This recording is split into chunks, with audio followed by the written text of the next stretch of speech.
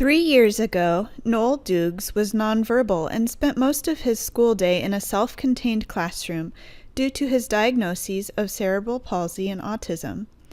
Noel's mother, Tina Doogs, decided to use his family supports waiver for Noel to try music therapy.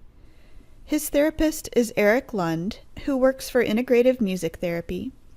In the beginning, Noel struggled with the simple task of being able to bang on a drum.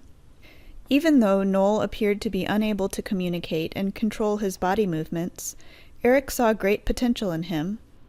He introduced Noel to supported typing, and over the course of 3 years, Noel began to be able to express his thoughts and to answer questions using an iPad or printed keyboard. Noel's determined spirit has motivated him to work several hours a week on developing his communication skills.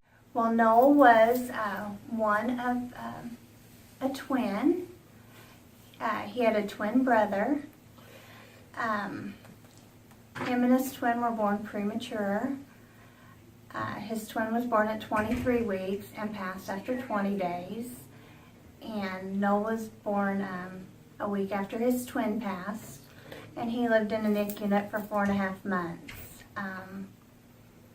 And we had a rough go, and then I knew Noel was autistic probably at about 1.5, but we got the diagnosis at 3, and we started doing therapies, and ever since then we've done everything we could to help Noel to succeed and try to find his place and make him as independent as possible.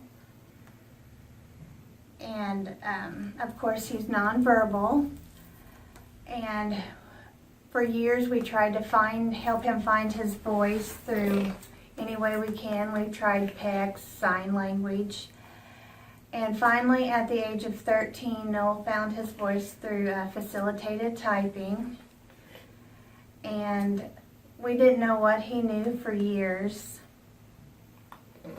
And come to find out, he knows a lot more than I ever knew.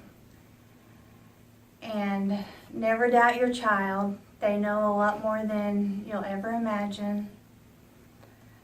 And he's taught me a lot, and he knows a lot.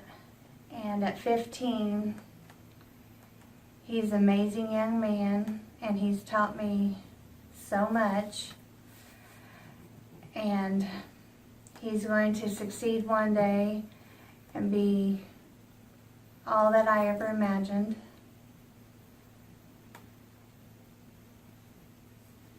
Ain't that right?